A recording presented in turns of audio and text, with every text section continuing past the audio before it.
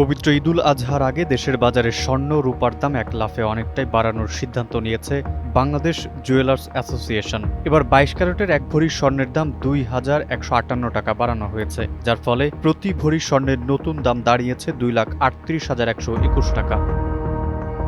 ২৫ মে সকালে বাজুসের মূল্য নির্ধারণ ও মূল্য পর্যবেক্ষণ স্থায়ী কমিটির এক বিজ্ঞপ্তিতে এই তথ্য নিশ্চিত করা হয়েছে। স্থানীয় বাজারে পাকা স্বর্ণ বা তেজাবি স্বর্ণের সরবরাহ কমা এবং এর মূল্য বৃদ্ধি পাওয়ায় সার্বিক পরিস্থিতি বিবেচনা করে নতুন এই দাম নির্ধারণ করেছে সংগঠনটি, যা সোমবার সকাল ১০টা থেকে দেশব্যাপী কার্যকর হয়েছে। বাজুসের নতুন মূল্য তালিকা অনুযায়ী দেশের বাজারে প্রতি ভরি ২২ ক্যারেটের স্বর্ণের দাম ২,৩৮,১২১ টাকা নির্ধারণ করা হয়েছে। এর পাশাপাশি ২১ ক্যারেটের প্রতি ভরি ২,২৭,৩৩১ টাকা, ১৮ ক্যারেটের প্রতি ভরি ১,৯৪,৮৪৭ এবং সনাতন পদ্ধতির প্রতি ভরি স্বর্ণের দাম ১,৫৮,৬৮৯ টাকা করা হয়েছে।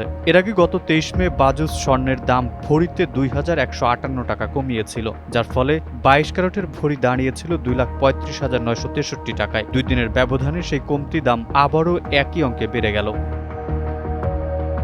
চলতি ২০২৬ সালে দেশের বাজারে এই নিয়ে সর্বমোট ৬৯ বার স্বর্ণের দাম সমন্বয় করা হলো, যার মধ্যে বাজুস দাম বাড়িয়েছে ৩৭ বার এবং কমিয়েছে ৩২ বার। অন্যদিকে বিগত ২০২৫ সালে দেশের বাজারে মোট ৯৩ বার স্বর্ণের দাম ওলটপালট বা সমন্বয় করা হয়েছিল, যার মাঝে ৬৪ বার দাম বাড়ানো হয়েছিল এবং বাকি ২৯ বার কমানো হয়েছিল দাম। উৎসবের মুখে স্বর্ণের এই লাগাতার মূল্য বৃদ্ধি সাধারণ ক্রেতা ও জুয়েলারি ব্যবসায়ীদের মধ্যে বেশ আলোচনার জন্ম দিয়েছে।